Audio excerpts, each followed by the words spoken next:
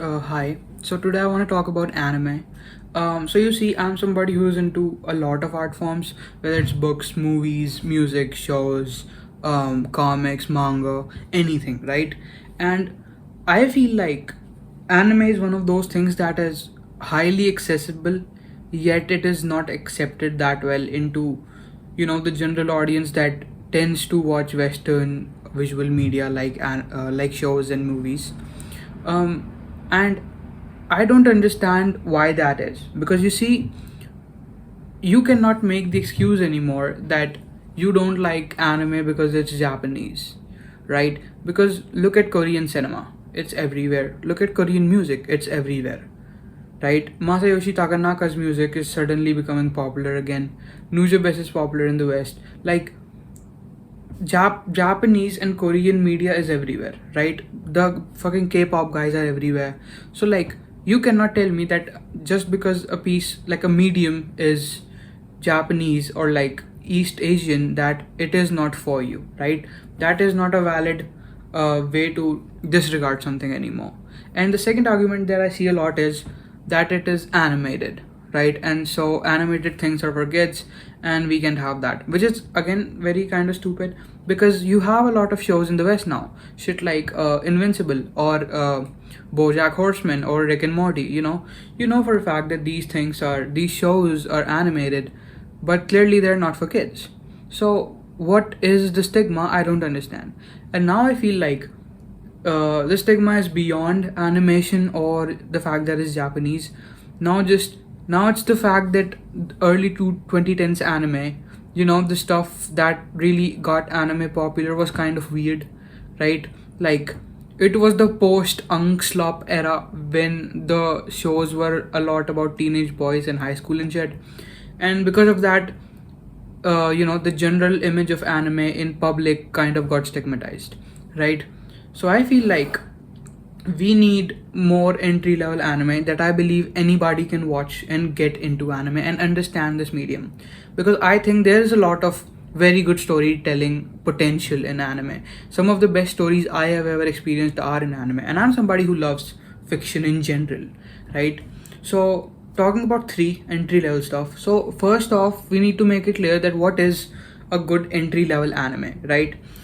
I feel like for a show to be good, entry level, it needs to align itself with the Western model of media, right?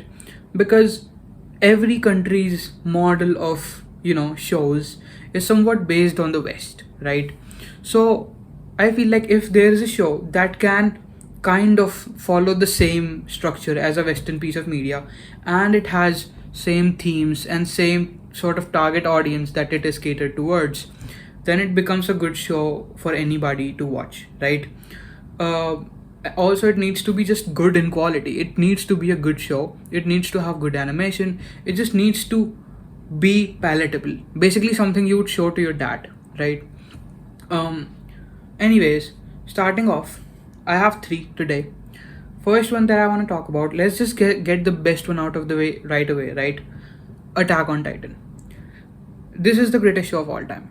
Attack on Titan is the greatest show of all time. I'm sorry, you have your Western stuff and it's good, but Attack on Titan is the greatest show of all time. It is up there with like Breaking Bad and The Sopranos and shit like that. Like, it is that fucking good. And Attack on Titan, the reason why I like this show is because it changed my fucking expectation of what a show could even be. Right? I watched the first three seasons in a week, and the rest I finished like recently. And it is genuinely mind boggling how good a show can be written, right? Like, being what starting when you start watching Attack on Titan, it is not like watching a normal show. It feels like being born on this earth, dude. Like, when you're born on this earth, right? It's like you have a specific system of stuff very close in your proximity that defines your world, right? And it is made clear by the people around you, the image of what is right and wrong. But as you grow older, the image of right and wrong kind of starts to change meaning.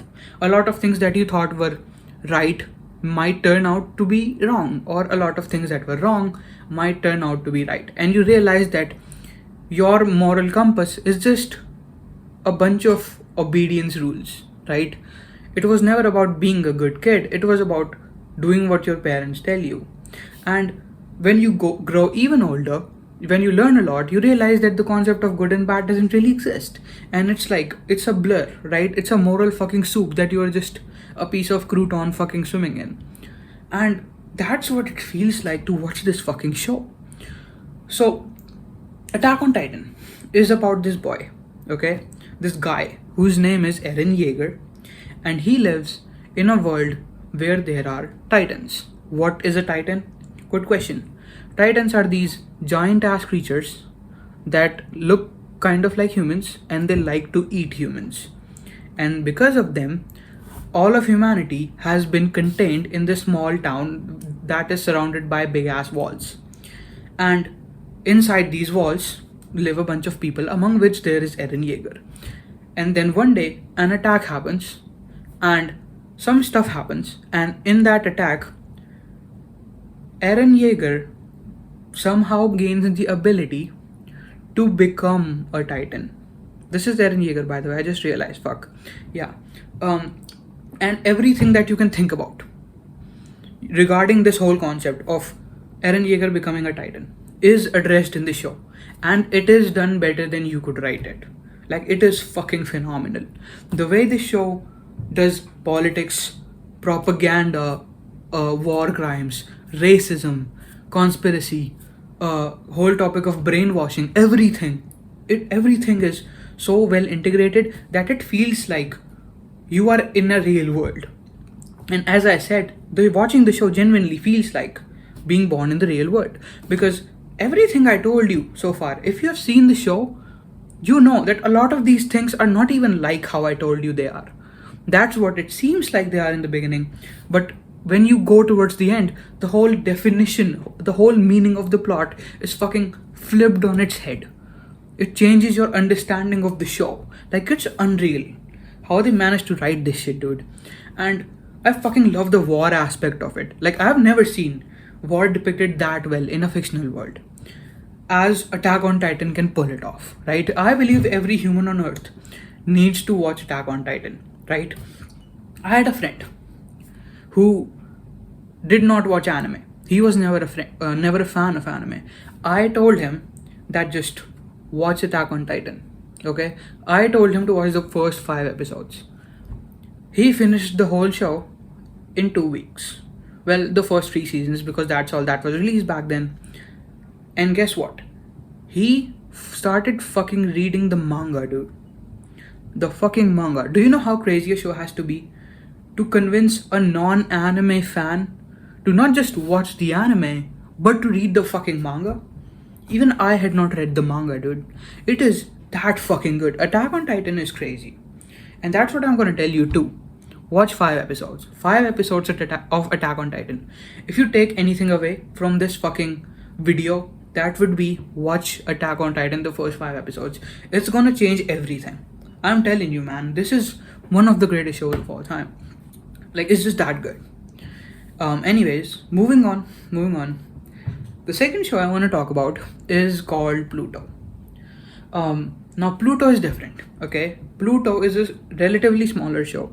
Attack on Titan had 6 seasons. Pluto is, I think, if I'm not wrong, like 12 episodes, 10 or 12 episodes. It's a relatively smaller show. And it is written by this guy whose name is Naoki Urasawa, who I consider to be one of the greatest authors, if not the greatest author of our generation. Like, any piece of media, movies, shows, comics, novels, manga, anything. I doubt there is anybody as good as Naoki Urasawa at writing stuff. And I consider Pluto to be his most accessible adaptation of an anime. And Pluto is about humanity of robots, right? It's about how, like, if a robot becomes human enough, which is ultimately our goal, do you stop treating them like a robot? Do they become a human? Do they become a functioning member of our society? That's what this show is about. Yeah, similar to fucking Android Dream of Electric Sheep and like Blade Runner 2049 and all that shit, right? Blade Runner, all of it, right? And it is genuinely impressive how well Naoki Urasawa writes this. I have read some of his other work as well, um, and this is a show, of course. And like the way this man can integrate conspiracy into a show, it's like genuinely unreal. Like the show's premise is simple. It's just like basically we live in this sci-fi world, right? In the show, that is, in which there are like 9 or 10, something like that, robots that are like the epitome of human engineering, right? These guys are like the big robots, the ones that represent how far humanity has come in their ability to make a robot. And some force, we don't know what that is in the beginning of the show, is killing these robots one by one. And our protagonist, who is a detective whose name I forgot, is somebody who has to investigate that case. But the interesting thing is that the detective himself is one of those robots. And so it's like the way the show talks about the humanity of a robot, I have never really seen it anywhere. Like multiple stories associated with all of the robots, right? Like, what if a robot that was designed for war does not want to go to war? What if a robot designed for its memory to be removed does not want its precious memories that it has had with its people removed? What if a robot wants to adopt children? What if a robot falls in love with a human, right? Like, so much interesting stuff in this show, like, genuinely. And it surprises me so much, like, how well he can write this in 12 episodes. And this is one of those shows where, like, of course there are gonna be themes of terrorism and racism among these robots and shit, but there's something about this show is so mesmerizing, and the protagonist is so fucking cool himself as well. Like, I just love this show, man. It's different than Attack on Titan. Attack on Titan has this thing where you want to keep watching every episode, like, again and again and again and again. You just don't want to stop. Pluto is one of those shows that it will mesmerize you in its world and its themes, because that's just how good Naoki Urasawa is at writing, right? Like, I just love Pluto. I think everybody, again, should at least give Pluto a try. This show makes you feel stuff, dude. Like, I got close to crying, which never happens. Like, I didn't cry, but I got close. Yeah. So that's the second show I think everybody, or like new anime fans, can easily watch. It's on fucking Netflix, dude. Like, yeah, watch it. Then the third one, and the final one I want to talk about in this video at least, is Takopi's Original Sin. Now, Takopi's Original Sin is relatively lesser known. And like, it's one of those shows that is very specifically popular in the anime community, right? And it is also relatively new, which is why some of you may have never heard of it. Takopi's Original Show is the shortest show in this video, right? It's 6 episodes. And it is also the weirdest show. This show is kind of like a meta commentary spoof type thing of Doraemon or Doraemon, whichever pronunciation you prefer. And it is so well done. Like, the moment I say that, Doraemon, whatever, you think that this is a show for kids. And let me fucking tell you, it's not. It's barely for adults, dude. I watched this shit, even I could not fucking watch it. It's like crazy. Takopi's Original Sin is about what happens if a robot like Doraemon, or Doraemon, I'm just gonna say Doraemon now. A robot like Doraemon is dropped into the life of a child that is going through insane depression and abuse. And the way it talks about self-harm and, like, you know, eliminating yourself and eliminating others and all of this among kids that are like 10 years old or some shit, like, it's genuinely crazy. And it talks about how Takopi is this stupid fucking creature who does not understand that some people can just be evil, who does not understand that the world is not ideal and that sometimes kids can be evil to each other as well. And Takopi keeps trying to be, you know, bring happiness in the life of the children that he's around, but he is too stupid and he pays the price for it. And it is one of those shows that will just watch one episode, dude. Like, it will fuck you up.